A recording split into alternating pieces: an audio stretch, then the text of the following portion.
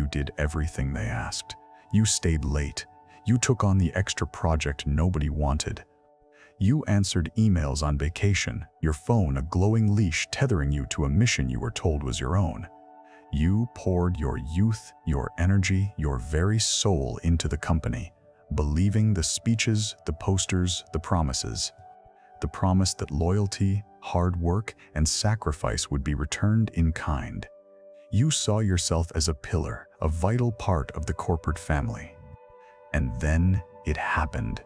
The email with the subject line that made your stomach drop, the 10-minute video call with a stranger from HR, the restructuring, the downsizing, the pivot. The language changes, but the result is the same. You, the loyal soldier, were suddenly just a number on a spreadsheet, a cost to be optimized. The family you sacrificed for revealed itself to be a business, and businesses make business decisions. You feel a unique kind of vertigo, the sickening lurch of betrayal. Let me be clear, that feeling of shock, of foolishness, of being utterly discarded is not a personal failure. It is not a sign that you weren't good enough or that you made a mistake. You must hear this. That pain is a symptom. It is a warning sign, a fever breaking, signaling the presence of a deep and pervasive infection. You are not broken. You are waking up to a world built on a foundational, soul-crushing lie. The lie that your loyalty to a corporation will ever be truly rewarded. You are not alone in this. Look around, the great resignation, quiet quitting. A generation of workers disengaging not from laziness, but from a profound and justified disillusionment. They are the early survivors of a shipwreck you are just now realizing you are on. We are told these are problems of the modern workforce. That is a misdirection. They are the predictable, inevitable outcomes of a system running exactly as it was designed. A system that preys on your most noble human instincts for its own gain. You followed the rules of a game you were never meant to win. You were taught to value commitment in a world that only values leverage. You were taught to bring your heart to a transaction that was only ever about your hands. The question then is not how you can be a better employee. The question is not how to find a better corporate family that will not betray you. The question that will change everything is this: what if the virtue you cherish most, your loyalty, is the very design of the trap? To understand the mechanics of this trap, you must turn away from the hollow advice of modern business gurus. You must turn to a man who lived 500 years ago, a prophet who stared into the cold, dark heart of power and refused to look away. His name was Machiavelli. He was not a monster. He was a political coroner, dissecting the anatomy of control with a terrifying and liberating honesty. His work, The Prince, is not a history book.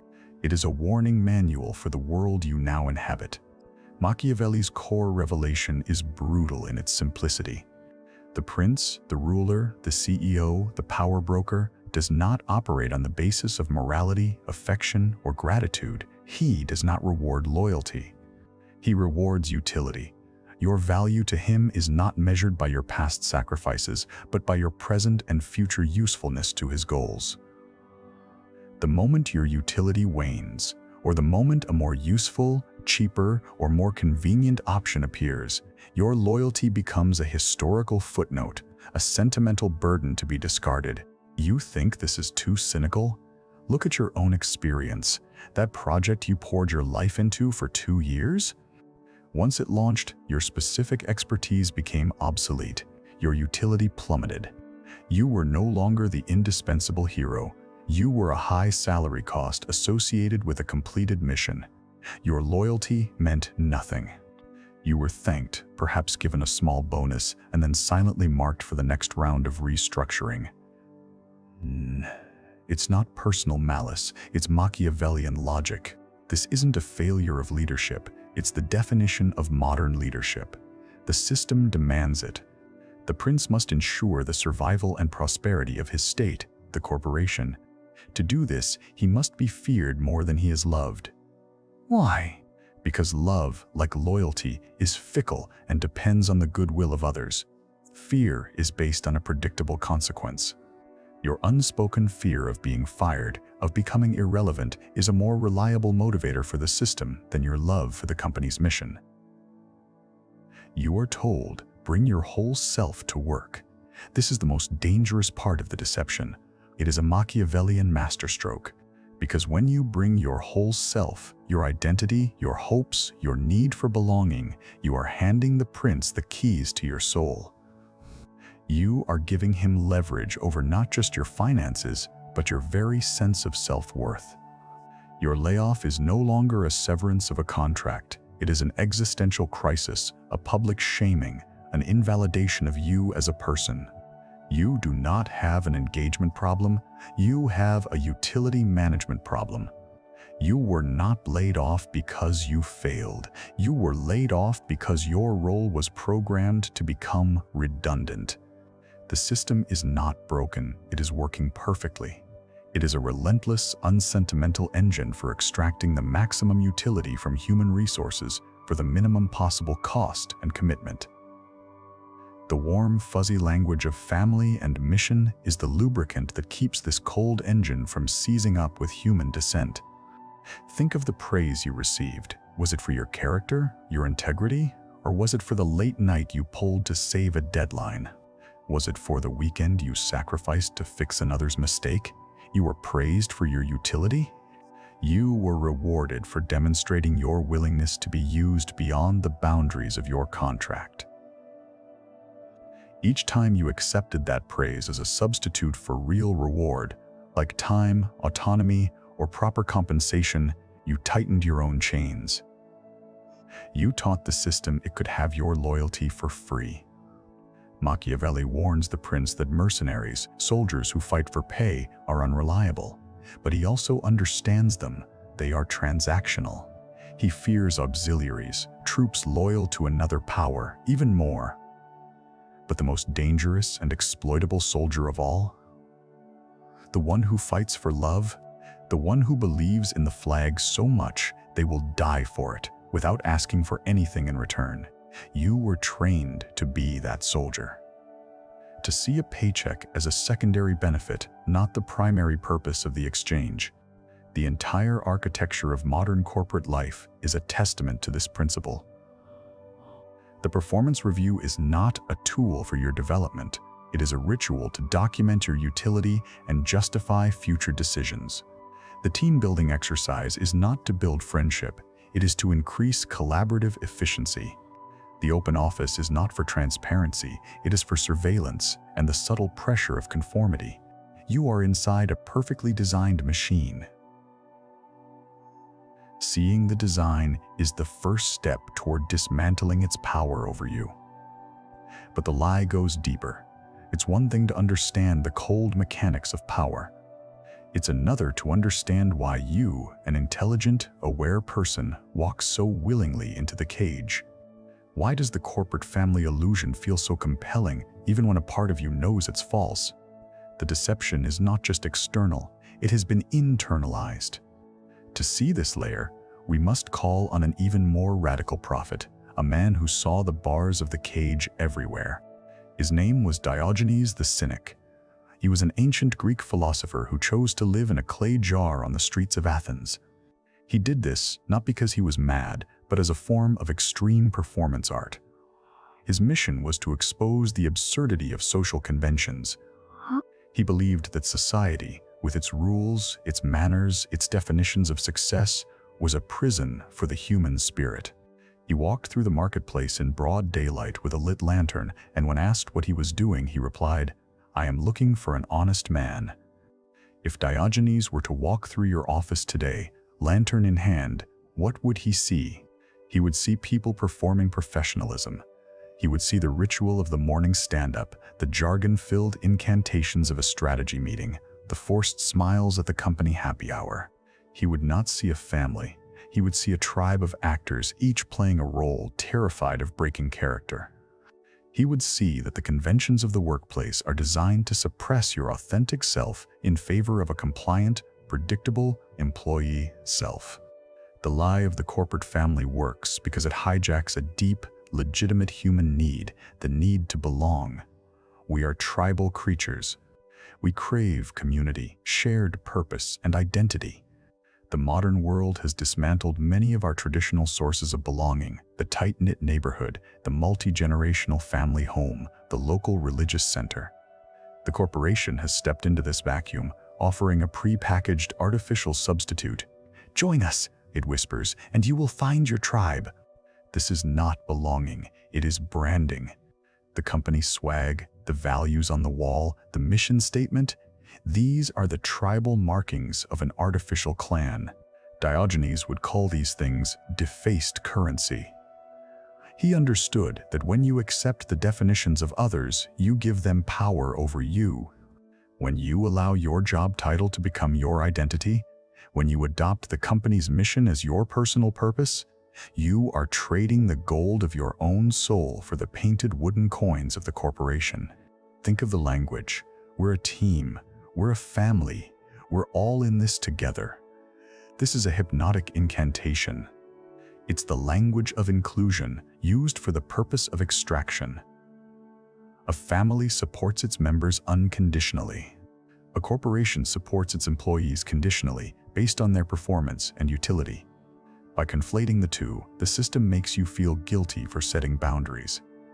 You feel selfish for not answering that 9 p.m. email because in a family you would always help out, wouldn't you? Diogenes' great insight was that true freedom begins with seeing through these conventions. It begins with the courage to call things by their real names. This is not a family's, it is an organization. This is not my purpose, it is my job. This is not loyalty, it is a contractual agreement. This simple act of renaming is an act of rebellion. What? It robs the system of its emotional power over you. It separates your value as a human from your utility as an employee. The discomfort you feel, the burnout, the anxiety, is not a sign that you are failing at the game. It is the friction between your authentic nature and the artificial role you are being forced to play. It is your soul resisting the cage. Diogenes would say this pain is a good thing. It is the beginning of wisdom. It is the lantern in the dark, revealing the truth. Your exhaustion is not a resource management problem. It is a spiritual integrity problem. You are tired of the performance. So now you see. You see the cold logic of Machiavelli's prince, who values only your utility. You see the artificial conventions that Diogenes warned us against, the prison of false belonging. You are awake in the machine. A terrifying but powerful place to be. The great question is no longer, why did this happen to me? But what do I do now that I know? How do you escape this trap without becoming a bitter, isolated cynic? How do you operate in this system without letting it consume you? The answer is not to run away and hide. The answer is to change the terms of engagement entirely. The antidote to the lie of loyalty is not disloyalty. It is professionalism. It is to adopt the mindset of a mercenary. Now, put aside your image of a ruthless, bloodthirsty killer. That is a caricature. I am talking about the true mercenary, the elite, skilled professional who understands their value and operates on a code of their own making. A mercenary's loyalty is not to the flag of the kingdom that hires them. That is temporary. Their loyalty is to three things: their craft, their contract, and their own code. They are committed to excellence, not because they love the prince, but because their reputation, their very survival, depends on it. Their skill is their fortress. They honor the agreement, delivering the promised value, because their integrity is their currency.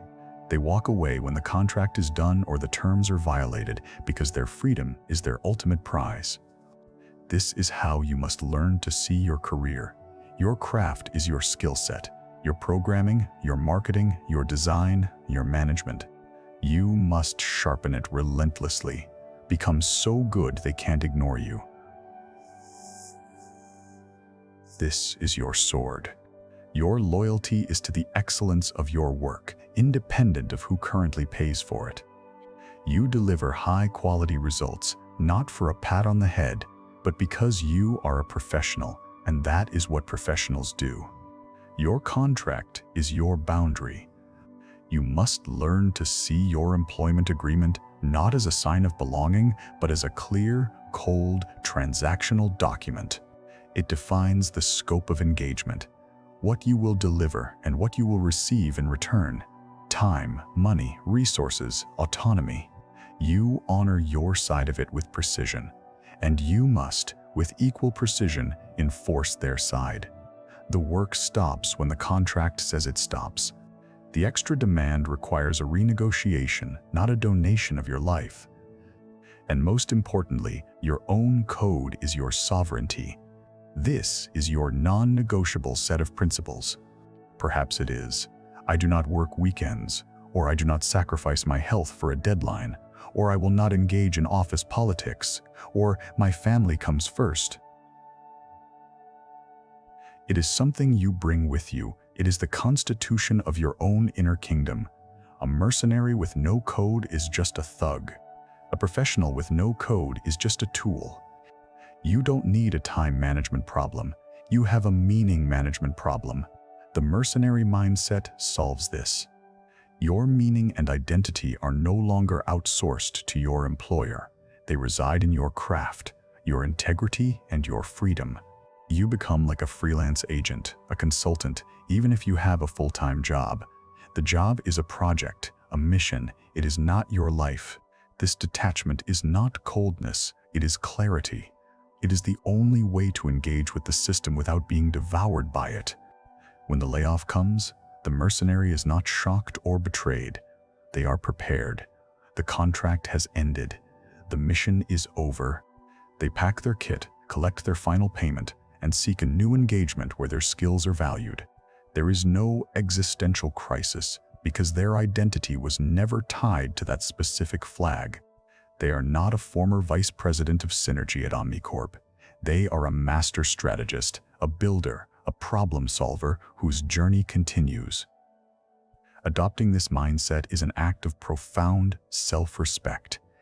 It transforms you from a supplicant, begging for scraps of approval from the corporate table, into a sovereign professional, negotiating from a position of value. You stop asking, "What can I do to make them keep me?" and you start asking, "Is this engagement still serving my mission, my craft, and my code?" The entire dynamic of power shifts from them to you. This is the final, uncomfortable truth. You have been waiting to be chosen, to be validated, to be saved. You have been hoping that some enlightened leader or humane company will finally emerge and fix the broken system. You have been waiting for the world to change. This is the last vestige of the lie, a final fantasy that absolves you of responsibility. The world will not save you. The system benefits from your slumber. The prince wants you loyal and afraid. The choice is, and always has been, yours. The path of the mercenary, the path of the sovereign professional, is not the easy path. It requires discipline. It requires the courage to say no. It demands that you take full ownership of your skills, your boundaries, and your career trajectory. It is far easier to surrender to the comforting illusion of the corporate family, to float along on the currents of command, even if it leads to the waterfall you now see so clearly. But the path of obedience is a slow death. It is the erosion of your soul, one compromised weekend, one swallowed injustice, one unspoken truth at a time. It is a prison with comfortable furniture. The path of inner sovereignty is the path of life itself. It is difficult, yes, but it is real. Every boundary you set, every negotiation you enter with a clear sense of your own value, every decision you make based on your own code is an act of liberation. It is you choosing yourself over the illusion. Stop waiting for permission to be free. Stop outsourcing your worth to a job title on a business card. Your work is what you do. It is not who you are.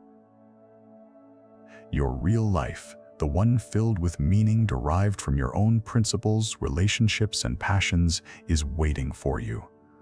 It has been waiting for you to stop giving your best energy to the prince and to start investing it in your own kingdom. The lie ends the moment you withdraw your belief in it. Its power was never in the corner office, it was in your head. So take up your lantern like Diogenes and see the world for what it is. Take up your sword like the mercenary and honor your own craft. Understand the cold game of power like Machiavelli, not to become a monster, but to avoid being its victim. This is the end of the lie of corporate loyalty. This is the beginning of your sovereignty.